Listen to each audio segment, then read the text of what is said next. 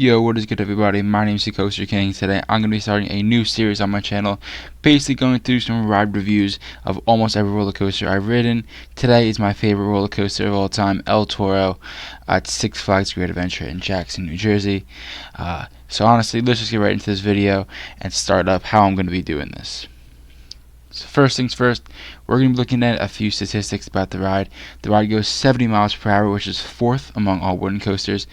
Reaches a height of 181 feet with a drop of 176 feet and a length of 4,400 track feet, which is decently long for a wooden coaster.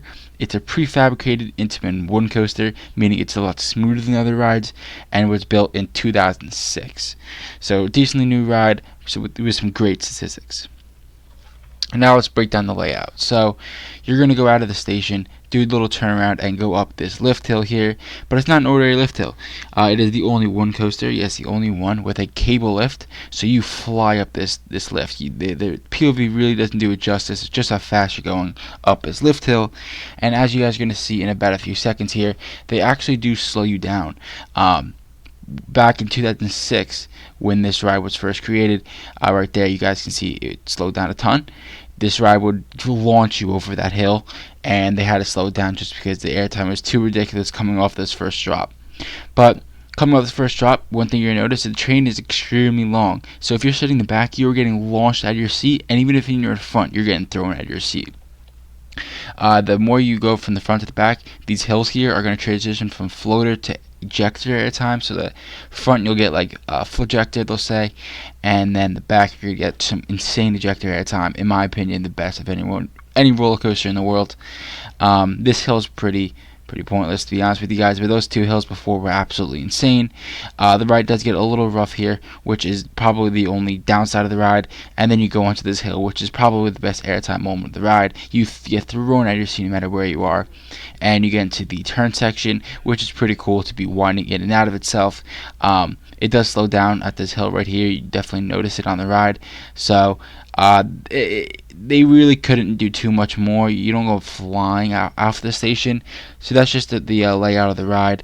It's a nice layout. I really like how it kind of interacts with itself, winds in and out of itself with just a basic out and back layout with a little extra to it. So now for my review, this is my favorite wooden roller coaster. This is my favorite roller coaster at all. But of course, I have not been to Carowinds, so couldn't ride Fury, couldn't go to Dollywood to ride Lightning Rod, couldn't ride a Steel Vengeance at Cedar Point, so kind of don't have too much compared to. But this is my favorite roller coaster of all time. The airtime is the best of any ride I've ever been on, especially if you're in the back row. Absolutely insane. It's extremely re-rideable. I found it to be extremely smooth, and I do know some people who think, oh, you get some jackhammering, especially on the turns, but I did not find that too bad. You know, it is a one roller coaster, so you definitely expect some bumpiness, but I did not really hate it at all. A lot of people give it a ton of hate for it, but I really did not think it was that bad. Another thing about the ride, the turns are really cool because you're kind of winding in and out of the sections of the park. You kind of like go right next to the people, and that's something that's awesome. You're flying this ride the entire time.